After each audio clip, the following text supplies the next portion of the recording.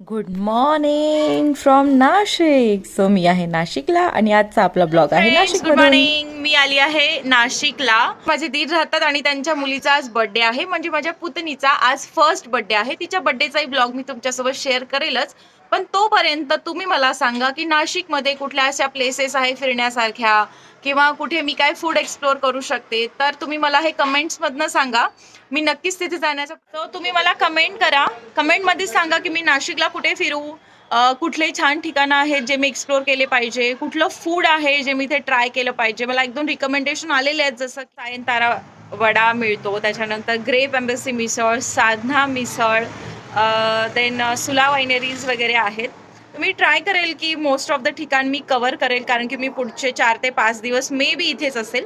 So तुम्ही मला सांगू शकता की मी कुठे गेलं पाहिजे, कुठले छान जागा आहे मी एक्सप्लोर. ही आहे आमची बर्थडे गर्ल आद्या. हॅपी बर्थडे आद्या. हिच्याच बर्थडे साठी आम्ही सगळेजण इथे जमलेलो आहे आणि खूप मजा येते. आतापासूनच आमचं सेलिब्रेशन स्टार्ट झालेलं आहे. यश थँक्यू मान. आद्या थँक्यू मान. मूड नाहीये तिचा. It's okay. तर इथं आद्या आणि यशुमन खूप धिंगाणा घालत होते. त्यांनी त्यांचे बलून सगळे घरभर पसरले होते आणि नुसती बलूनची देवाणघेवाण चालली होती. चला तर पुन्हा भेटूया. बाय. आवरून झालेलं आहे, सगळेजण खाली गेलेले आहे आणि फक्त आम्ही ह्या 3 नवऱ्या बाकी होतो आणि ही आमची 4थी उत्सव मूर्ती. तर आपण आता खाली जातोय बर्थडेला. चला.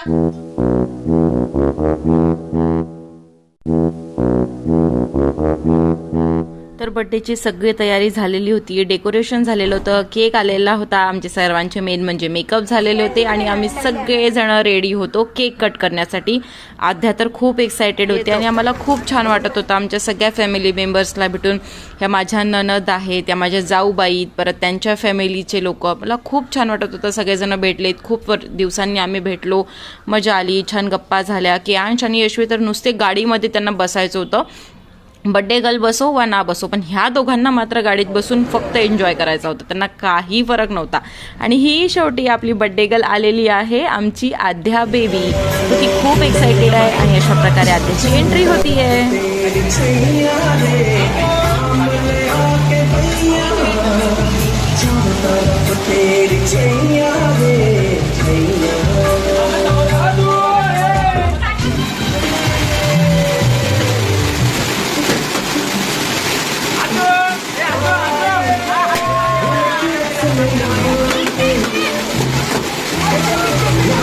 आणि साधू बेबीची एंट्री झालेली आहे आणि औक्षणाला सुरुवात झालेली आहे.